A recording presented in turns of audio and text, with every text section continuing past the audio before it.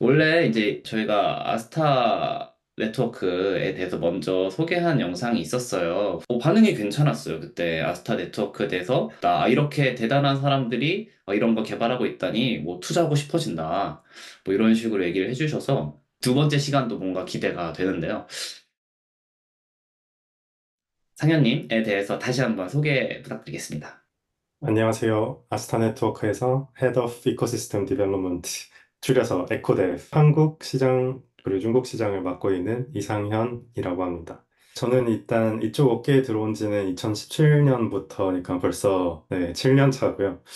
대기업 특유의 완벽한 그런 탑다운 구조랑 그죠? 의사결정 구조들에 조금 지쳐서 잠시 호주 워킹홀리데이를 1년 정도 다녀왔었고 그 과정에서 비트코인 채굴기를 수출입하는 중국 친구를 만나면서 비트코인을 처음 접하게 된 케이스입니다. 백서를 처음 보면서 디센트럴라이제이션, 그 탈중앙화라는 단어에 엄청 현혹이 많이 됐었고요. 네. 그때 이게 내가 앞으로 가야 할 길이구나 싶었었던 것 같습니다. 그리고 2년 전 토큰 2049 때 소타 대표님을 실제로 만나게 되었고, 리 당신을 우리 한국 대표로 모셔오고 싶다라고 아, 미리 잘 부탁한다라고 좀 말씀을 해주셨어요.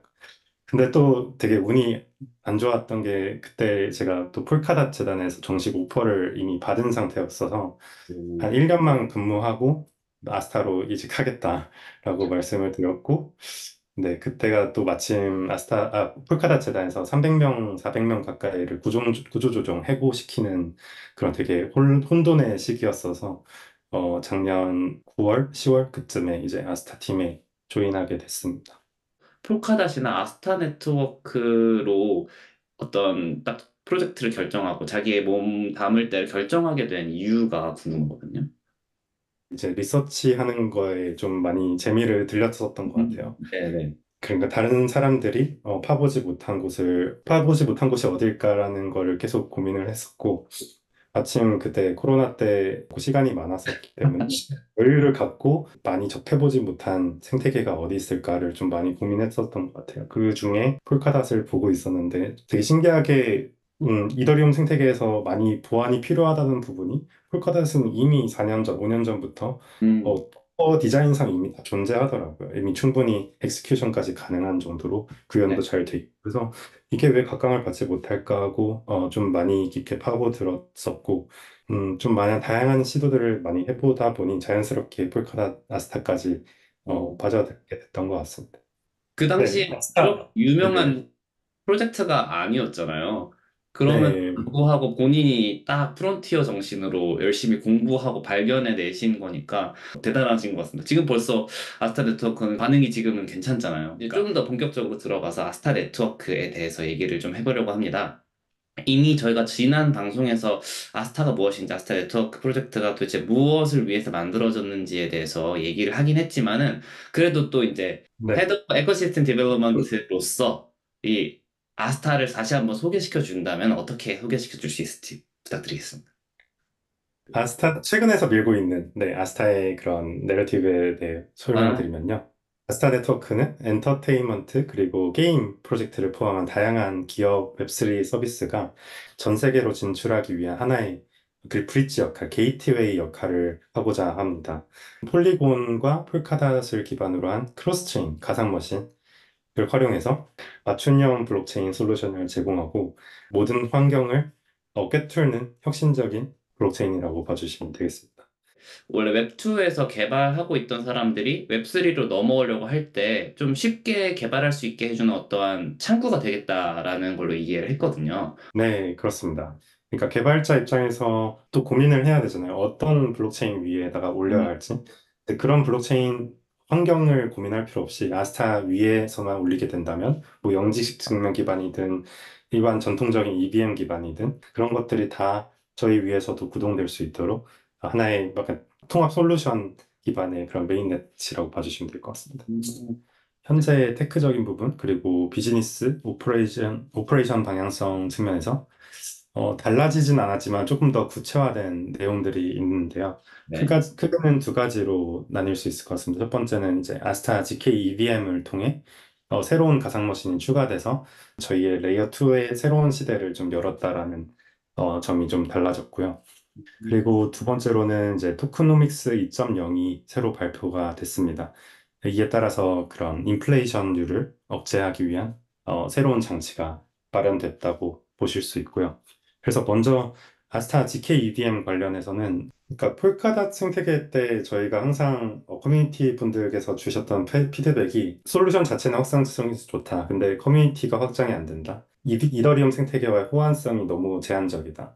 라는 기술적인 그리고 오퍼레이션적인 피드백을 정말 많이 받았었어요. 이 폴카닷의 유동성이 계속 고립되고 있고 이더리움 생태계의 유동성은 점점 더 풍부해지고 빌더 음, 수도 점점 많아지고 있는데 그래서 폴리곤에서는 이제 이런 재단들이 많이 진출하지 못한 이 분야를 강하게 밀고자 CDK 체인이라는 그런 프레임워크를 세상에 내놓게 됐고 아스타 네트워크는 또 항상 폴카닷 SDK를 처음 했던 것처럼 네. 폴리곤 CDK도 우리가 처음 사용해서 개척을 하게 되면 분명히 우리의 브랜딩을 강화시킬 수 있겠다라는 판단이 또 덩달아 생겼을 거예요. GK VM을 이제 더 이상 내러티브가 아니라 우리가 이제 첫 번째 선도자 역할이자 이 시대가 본격적으로 열렸다라는 것을 알리게 된 계기라고 보실 수 있습니다. 아, 그러니까 폴리곤의 생태계만으로는 좀 어려운 부분들이 어쩔 수 없이 있었는데 그 생태계를 확실히 확대하기 위한 고민들이 같이 했었던 거고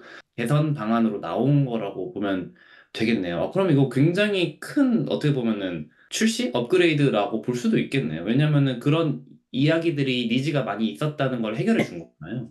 네, 그쵸. 네. 아까 이제 얘기하신 것 중에 GK EVM 말고 토크노믹스에 대해서도 살짝 얘기해 주셨어요. 살짝 복귀해 보자면은 아스타는 사실 개발자, 빌더들을 위한 토큰이기 때문에 토큰을 활용하기 때문에 그런 가격에 대해서 굉장히 변동성이 크게 두지는 않을 거고 토크노믹스를 좀 잘 조정할 것이다라고 예전에 얘기를 들은 것 같거든요. 그리고 토크노믹스 2.0 이런 부분에서 뭐가 달라진 건지 좀 더 궁금해지거든요. 아스타의 네이티브 토큰인 ASTR 토큰, 네, 예, 아스타 네. 토큰의 최대 발행량이 지금도 마찬가지지만 무제한이었고 얼마 전까지만 해도 인플레이션율이 거의 9.5%에 달했었어요. 그래서 이 인플레이션이 가져다 주는 영향이 되게 컸었는데요. 그럼 어, 가치가 아스, 엄청 떨어지겠네요. 계속 발행을 할 수 있는 거니까. 그쵸. 그래서 아사 토큰이 지난 1년 반 동안 지속적인 가격 하락도 기록한 게 아마 그런 인플레이션율이 꾸준히 동일하게 가져가고 있었던 이유도 있었던 것 같습니다. 그래서 저희는 인플레이션을 감소하기 위해 블록 보상을 고정값이 아닌 조정 시점의 총 공급량에서 기반하여 매년 신규 인플레이션을 새로 책정하겠다. 인플레이션에 적당한 영향만 줄 수 있도록 공급량을 제어하겠다라는 거잖아요. 이런 주요 변경 사항 중에 티어 시스템이라는 거를 좀 보시면 음, 되겠는데요. 뎁스테이킹 풀이라는 전체 하나의 큰 풀이 있다면은 저희가 그 안에 세분화로 이제 티어 1, 2, 3, 4 뭐 이런 식으로 나눠놨어요. 티어별로 정해진 기준이 있어요. 예를 들어 한 뎁당 TVL이 특정 인계치를 넘어서야 된다. 그래야지 티어 3에서 티어 2로 넘어갈 업그레이드 될 수 있다. 이런 식으로 저희가 기준을 다 정해놨고요. 티어가 그다음에 올라가면 누가 줘? 티어별로 올라가면은 이제 보상받을 수 있는 블록 리워드가 훨씬 많아집니다. 아, 그 보상을 더 많이 줄 수 있게끔. 네. 그래서 커뮤니티 지지를 많이 받으면 받을수록 이제 티어가 올라가는 거고요. 그럼 조금 더 그 아스타를 홀드하고 싶은 유인을 만들어 주기도 한 거네요, 결과적으로는. 그렇죠. 저희가 그러니까 아스타 팀에서 자체적으로 이런 홀더들에게 아스타를 홀딩해달라고 부탁드리는 게 뭐 그런 어프로치도 있겠지만 어떤 이제 뎁들에서도 각자만의 이제 마케팅을 통해서 자기만의 서비스의 이런 유저 그런 충성도를 높이면서 자연스럽게 아스타 토큰을 홀딩하고 그 뎁의 스테이킹을 늘리면 늘릴수록 점점 인기도도 올라가고 인지도도 올라가고 리워드도 티어가 넘어가면서 점점 더 올라간다. 이런 시스템이라고 해주시면 됩니다. 되게 긍정적인 뭔가 환경을 만들어 주신 것 같네요. 뭔가.